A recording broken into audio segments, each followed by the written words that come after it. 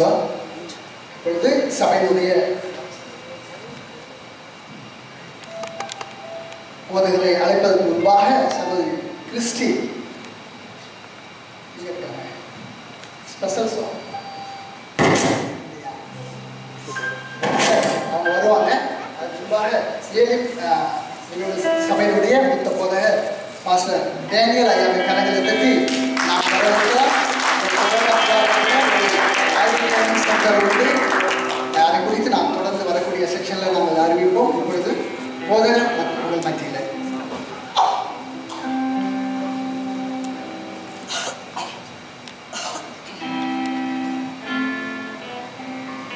ஹல்லேலூயா. உட்காருவோம்.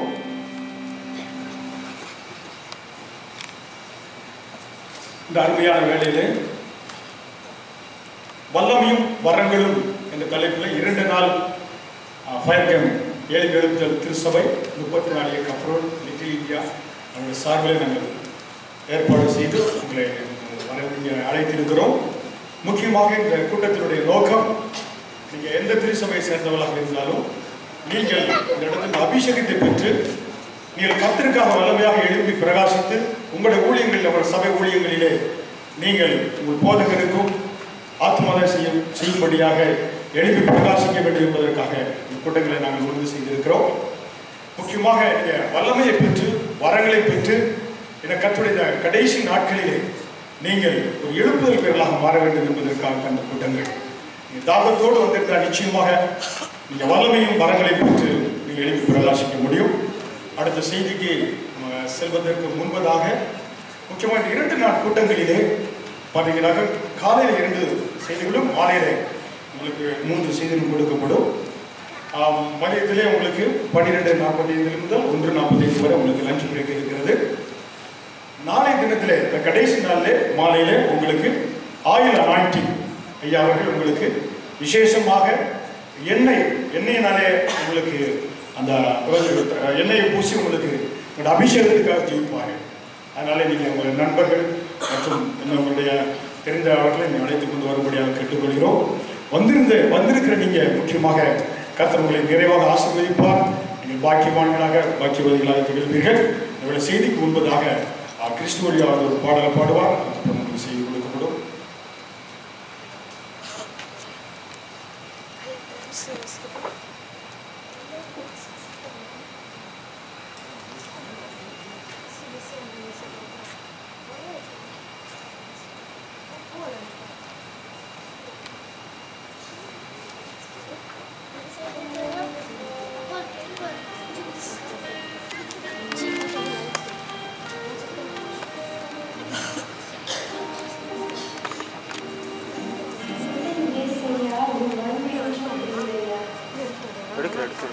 Thank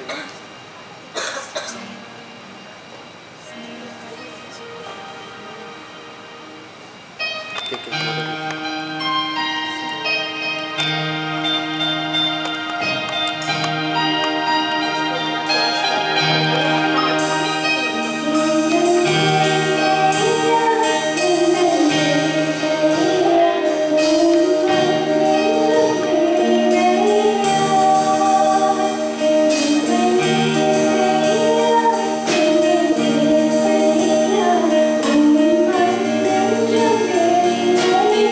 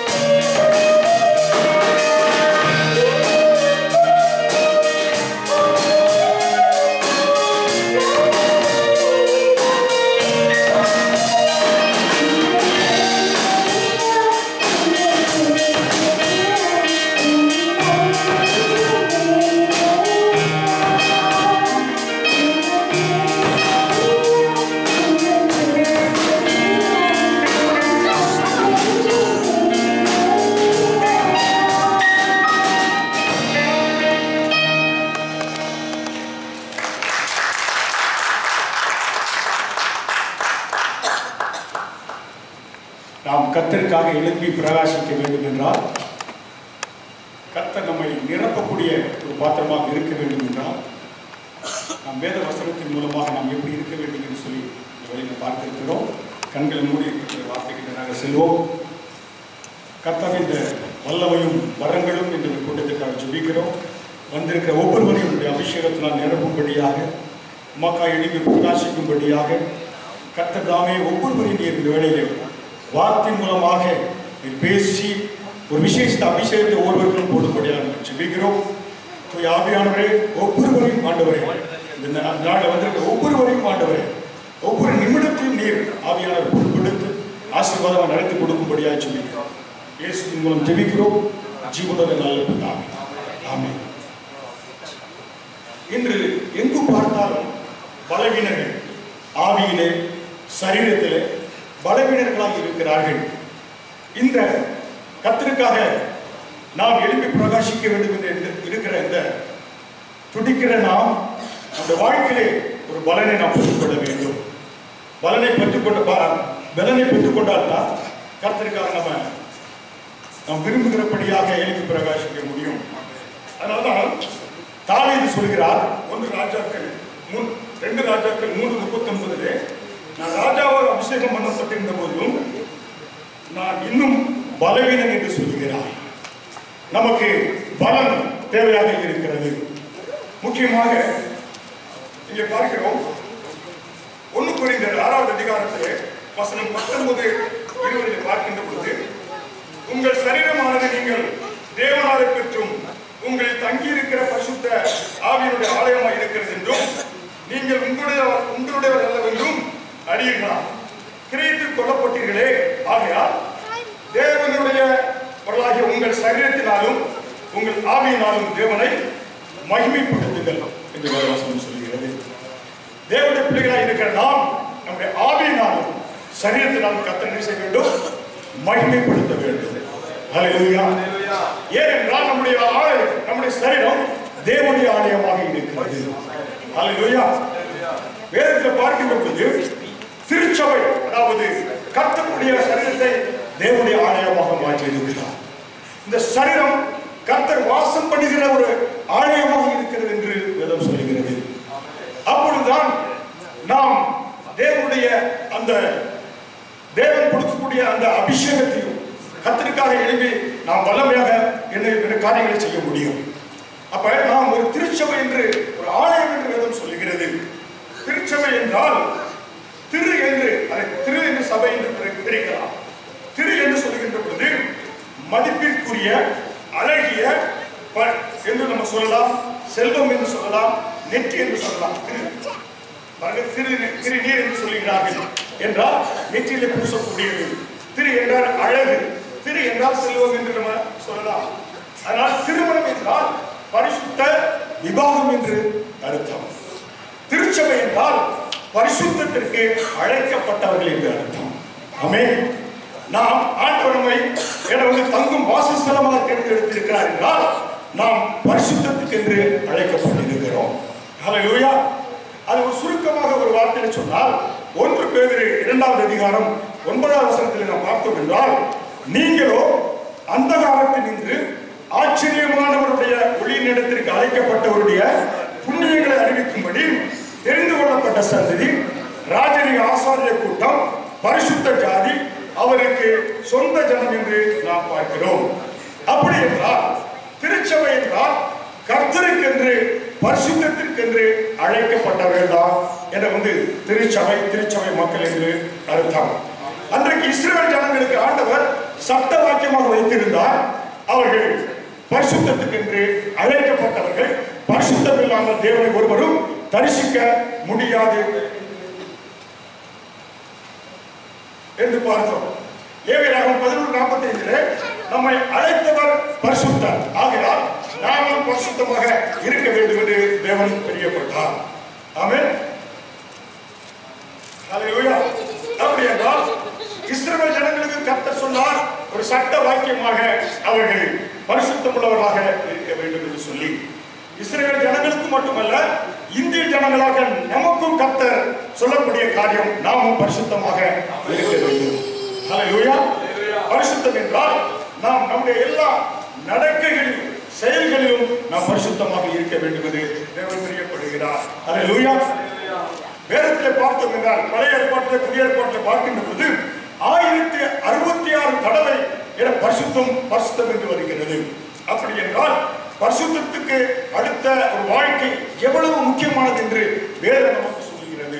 அல்லேலூயா. வெறும் பரிசுத்தம் என்பது நாம் இஷ்டப்பட்டு தெரிந்து கொள்ளக்கூடிய ஒரு காரியம் அல்ல, நம்முடைய தலையின் மீது விழுந்த கட்டாய கடமையாக இருக்கிறது.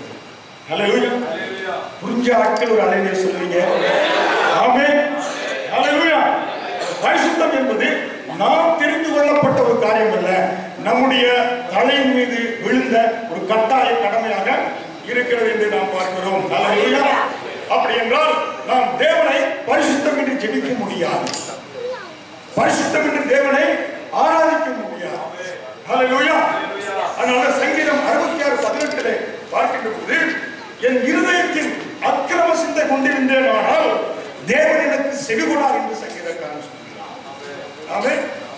தேவனை பரிசுத்தமின்றி ஆராதிக்க முடியாது, பரிசுத்தமின்றி ஒரு ஆராதனை நடத்த முடியாது, பரிசுத்த அலங்காரத்தோட கர்த்தரை தொழுது கொள்ளுங்கள் என்று வேதம் நமக்கு சொல்கிறது.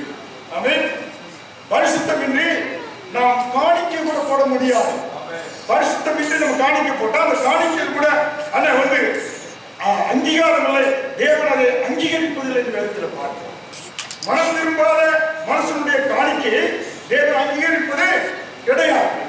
என யூதாஸ் 30 வெள்ளிக்காசை தேவாலயத்தில் விட்டெறிந்தால் அதை காணிக்கை பட்டியல் போடலாம் என்று தவிர்த்து வைத்தார்கள். காணிக்கை போடுவதற்கு கூட நமக்கு என்ன தேவை? பரிசுத்தம் இருந்தால் தேவன் அதை என்ன செய்கிறார்? அங்கீகரிக்கக்கூடியவராக இருக்கிறார். அல்லேலூயா. அதனால பரிசுத்தம் இன்றி கர்த்தருக்கு எந்த காரியமும் செய்ய முடியாது, பிரசங்கிக்க முடியாது, பாட முடியாது, ஆராதிக்க முடியாது. கர்த்தருக்கு காணிக்கையில் கூட அந்த பரிசுத்தம் இன்றி போடக்கூடிய காணிக்கையில் கூட அது அங்கீகரிக்கப்பட முடியாத இருக்கு என்று நாம் பார்க்கிறோம். அல்லேலூயா. தேவனுக்கு நாம் என்ன தேவனுக்கு அடுத்த ஆலயத்தை கட்டக்கூடிய காரியங்கள் கூட நமக்கு என்ன தேவை? பரிசுத்தம் தேவையாக இருக்கிறது. அதனால சங்கீதக்காரன் தாவீது ஒரு பொருத்தனை பண்ணினார். என்ன பொருத்தனை பண்ணினார்? தேவனோ நானோ அரண்மனையில் வீற்றிருக்கிறேன், என்னுடைய தேவனுடைய ஆசாரிப்பு கூடாரமோ அது என்ன செய்யறது? தெய்வமோ ஆசாரிப்பு கூடாரத்தில் வீற்றிருக்கிறார் என்று சொல்லி அவர் தேவனுக்கு ஒரு ஆலயம் கட்டுகிறவரை கட்டிலே ஏற மாட்டேன் என்று ஒரு பொருத்தனை பண்ணினார் தாவீது. ஆமென். ஆலயத்துக்கு அடுத்த காரியங்களில் கூட நமக்கு என்ன தேவை? பரிசுத்தம் தேவையாக இருக்கிறது. அல்லேலூயா. ஏனென்றால் தெய்வம் அந்த பொருத்தனை செய்தல். அப்ப நாம் கர்த்தருக்காக எந்த காரியத்தை செய்தாலும் நமக்கு பரிசுத்தம் இருந்தால் தான் தேவன் அதை அங்கீகரிக்கக்கூடியவராக இருக்கிறார் என்று நாம் பார்க்கிறோம். அல்லேலூயா. ஏனென்றால் தாவீதுடைய கரங்கள் இரத்த கரை படிந்த கரங்களாக இருந்ததினாலே தேவன் அவருடைய கைகளால் ஆலயத்தை கட்டுவதை தேவன் விரும்பவில்லை, நிராகரித்தார். அவருடைய மகனாக சாலமோன் அதை கட்டும்படியாக தேவன் பிரியப்பட்டார்.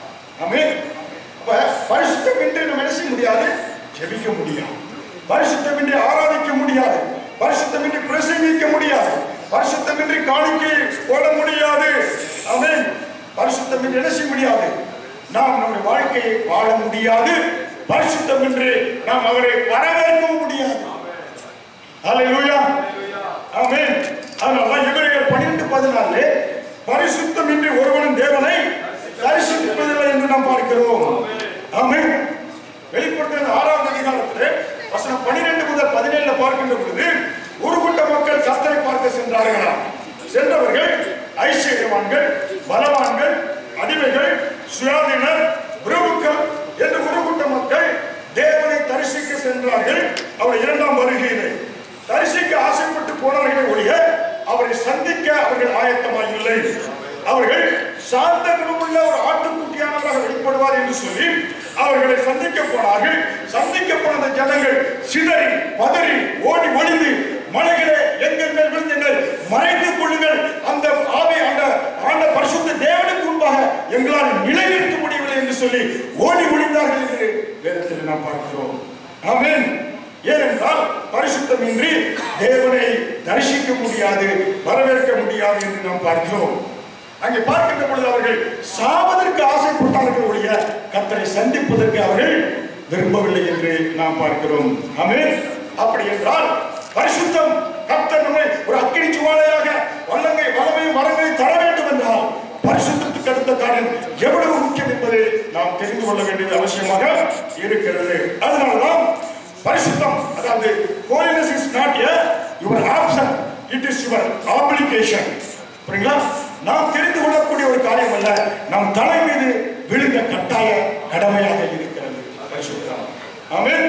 அப்ப பரிசுத்தமாக வாழ்வது எப்படி, பரிசுத்தம் என்றால் என்ன என்று நாம் பார்ப்பதற்கு முன்பதாக பரிசுத்தமாக வாழணும், பரிசுத்தம் என்றால் என்ன என்பதை நாம் தெரிந்து கொள்வதற்கு முன்பதாக பரிசுத்தம் என்ன அல்ல என்பதை முதலாவது தெரிந்து கொண்டோம் என்றால் பரிசுத்தமானது எது என்று நம்ம தெரிந்து கொள்ள முடியும். ஆமென். பரிசுத்தம் அல்ல என்பதை தெரிந்து கொள்ள விருப்பப்படுறீங்களா? ஒரு சில காரியங்களை உங்களுக்கு சொல்ல விரும்புகிறேன். ஆமென். பரிசுத்தமாக ஜீவிக்க வேண்டும் என்றால் பரிசுத்தம், சில காரியங்களை நாம் பரிசுத்தம் என்று நாம் நினைத்திருக்கிறோம். அதாவது பரிசுத்தம் என்பது பரவச நிலை அல்ல. புரியுங்களா? அதாவது holiness is not emotion. பரிசுத்தம் என்பது ஒரு ஆளை கர்த்தர் பரவசப்படுத்துவதனாலே, ஒரு ஆவியை நிரம்பி அந்நிய பாஷை பேசுவதனாலே, ஆராதனை நடத்துவதனாலே, அதனாலே மட்டும் அவன் பரிசுத்தவான் அல்ல. ஆமென். பரிசுத்தம் என்பது பரவச நிலை அல்ல. எனவே அந்த மனிதன் ஆவியை நிரம்பி அந்நிய பாஷை பேசுகிறான், காரியங்களை செய்கிறான், ஊழியர்கள் செய்கிறான் என்பதனால் மட்டும் அது மட்டும் பரிசுத்தத்தினுடைய அடையாளம் அல்ல. ஏனென்றால் ஆண்டவர் ஒரு ஆளை ஆவியினால் நிரப்பி பரவசப்படுத்துகிறார். ஆனால் அவன் உணர்ச்சி வசப்படக்கூடிய ஆள் தத்துவத்தில் இருப்பதனாலே அவன் உணர்ச்சி வசப்படுகிறான். அதன் மூலமாக அந்நிய பாஷை பேசுகிறான், காரியங்களை செய்கிறான். ஆனால் அது பார்க்கின்ற பொழுது அந்த பரவசத்துக்கு என்ன, ஒரு மனிதன் பரவசமாக இருப்பதற்கு பல காரணங்கள் இருக்கிறது. புரியுங்களா? முக்கியமாக பார்த்தீங்கன்னா வேதத்தில் பார்த்தோம் என்றால் அநேக இடங்களிலே பரவசப்பட்டு சில காரியங்களை நம்முடைய வேதத்தில் இருக்க சில மக்கள் செய்தார்கள். ஆனால் அவங்க வாழ்க்கையை பார்க்கின்ற பொழுது பரிசுத்தத்துக்கு அடுத்த ஒரு பரிசுத்தமில்லாத ஒரு வாழ்க்கையாக இருந்தது என்று நாம் பார்க்கிறோம். புரியுங்களா? அநேக பழைய ஏற்பாட்டில் பார்க்கின்ற பொழுது, புதிய ஏற்பாட்டில் பார்க்கின்ற பொழுது அநேகர் பரிசுத்தம் நிரப்பப்பட்டாங்க. ஆனால் அவங்க வாழ்க்கையை பார்க்கின்ற பொழுது பரிசுத்தம் இல்லாமல் இருந்தார்கள். உணர்ச்சி வசப்பட்டு ஒரு மனிதன் அந்நிய பாஷையோ பேசுவதனாலே அவன் பரிசுத்தவான் என்று நம்ம சொல்லிவிட முடியாது. ஆமென். அப்ப பரவசம் என்பது பரிசுத்தத்துடைய அடையாளம் அல்ல. ஆமென். ஹல்லேலூயா. அசுத்தத்தில் இருந்து கொண்டே அந்நிய பாஷை பேசக்கூடிய ஆசாமிகள் இருக்கிறார்கள். அதனால்தான் பரவசம் என்பது பரிசுத்தத்துடைய அடையாளம் அல்ல. இரண்டாவதாக பயன்படுதல் பரிசுத்தத்துடைய அடையாளம் அல்ல. ஆமென். Usefulness is not mark of holiness. ஒரு ஆளை கர்த்தர் பயன்படுத்துகிறார் என்பதனால அவர் பரிசுத்தவான் என்று நாம் என்ன செய்ய முடியாது, சொல்லிவிட முடியாது. ஆமென். ஏனென்றால் பரிசுத்தம் இல்லாமல் ஒரு மனிதன் பெரிய காரியங்களை செய்ய முடியுமா என்று நாம் கேள்விகள் நம்ம உள்ளத்தில் எழும்பலாம். பரிசுத்தம் இல்லாமல் ஒரு மனிதன் பெரிய காரியங்களை செய்ய முடியுமா? முடியும். சிம்சோனை நம்ம பார்க்கிறோம்.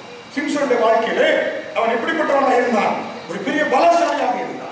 ஆனால் அவரோட வாழ்க்கையை பரிசுத்தம் இருந்ததா? சொல்லுங்க நீங்க. ஹல்லேலூயா. அதனால பரிசுத்தம் இல்லாமல் ஒரு மனிதன் பெரிய காரியங்களை செய்ய முடியும் என்பதற்கு சிம்சோன் எப்படிப்பட்ட மனிதனாக இருக்கிறான்? நமக்கு முன் உதாரணமாக இருக்கிறான். அவன் அயலு கயிறினாலே பெரிய அடிசனா அவனை பெரிய காய்ச்சலாம் அச்சு போட்டான், சிங்கத்தின் வாயை கிழித்தான். இன்று ஒரே தாடை என்பதால, ஒரு கழுதை தாடை என்பதால 1000 பேரை கொண்டு போட்டான். ஆனால் அவன் வாழ்க்கை பரிசுத்தம் இருந்ததா? கிடையாது. ஒருவனை பயன்படுத்துவதனால அவன் பரிசுத்தவான் என்று நம்ம என்ன செய்ய முடியாது. ஒருவனை பயன்படுத்துவதனால் மட்டும் அவனை நம்ம பரிசுத்தவான் என்று சொல்லிவிட முடியாது. ஏனென்றால் அவன் இஸ்ரவேலின் நியாயாதிபதியாக இருந்தான். இஸ்ரவேலின் ரட்சகன் என்று அவனுக்கு என்ன சிறப்பு பெயர் இருந்தது. ஆனால் அவன் ஒவ்வொரு நாள் என்ன செய்தான்? பாவத்திற்கு கீழாக